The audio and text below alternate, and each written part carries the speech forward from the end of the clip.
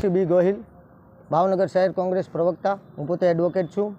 હાલ ઘણા સમયથી અહીંથી અમે પસાર થતા તો અહીંયા લોકોના ટોળા જોવા મળતા અને દુર્ગંધ આવતી કે ભાઈ અહીંયા કંઈક દારૂનું ચાલી રહ્યું હોય એવું લાગતું. જેના અનુસંધાને આજ અમે યુવા કોંગ્રેસ અને શહેર કોંગ્રેસના મિત્રો યુવાનોએ જે અહીંયા રેડ પાડતા જોવામાં આવ્યું, જનતા રેડ પાડી તેમાં જોવામાં આવ્યું કે મસ્ત દારૂનો જાણે અહીંયા અડ્ડો, જાણે અહીંયા દારૂનો મોટો કૂવો હોય એ રીતના લોકોની લાઈન લાગી હતી.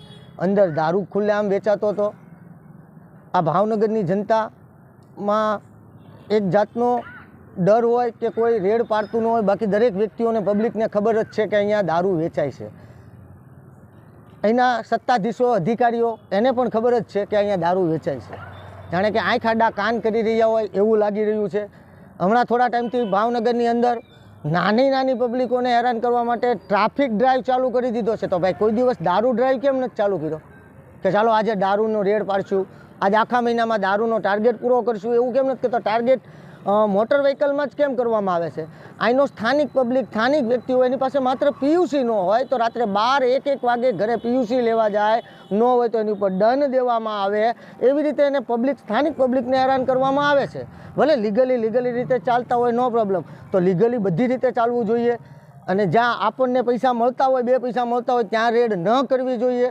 અધિકારીઓને પણ એવી ખબર પડવી જોઈએ કે જો અમને પબ્લિકને ખબર હોય કે અહીંયા દારૂ વેચાય છે તો અહીંયા જે કાંઈ ડિવિઝન લાગુ પડતું એને ખ્યાલ જ હોય કે અહીંયા દારૂ કેટલો વેચાઈ રહ્યો છે, કઈ રીતનું વેચાઈ રહ્યો છે. જે અમે હાલ વિડીયોમાં અમારી સાથે આવેલા મિત્ર મીડિયાવાળાને પણ એમની પાસે પણ વિડીયો છે કે અહીંયા કેટલો મચમચતો દારૂ વેચાતો હતો. પોલીસવાળા આવ્યા ત્યારે દારૂ હગે મોટા ભાગનો કરી દેવામાં આવ્યો અને પોલીસવાળાએ અંદર રેડ પાડી તો થોડો દારૂ મળ્યો અને સાથે હથિયાર પણ મળ્યા છે. જે હથિયારનો શું ઉપયોગ થતો હોય છે અંદર એ આપણને હજી હાલ ખબર જ નથી કે હથિયાર શા માટે રાખવામાં આવે છે. હથિયારબંધી પણ છે, જાહેરનામું પણ છે. જ્યારે સરકાર જો આવા દાવા કરતી હોય ગાંધીના ગુજરાતની અંદર કે દારૂમાં પ્રતિબંધ છે, દારૂમાં ફલાણું છે, તો દારૂ અત્યારે ખુલ્લેઆમ વેચાઈ રહ્યો છે, જે હમણાં બંધ કરી દેવો પડે.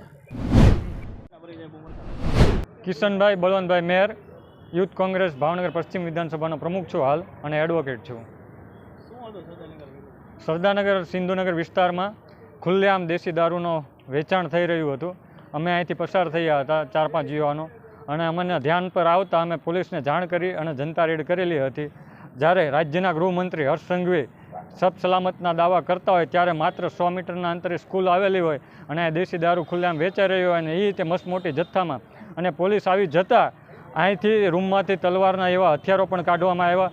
જો આ હથિયારો વડે અમારી પર હુમલો થવાની પણ શક્યતા હતી તો આ સબ સલામતના દાવા કેટલી અંશે સાચા છે તે જોવાનું રહ્યું.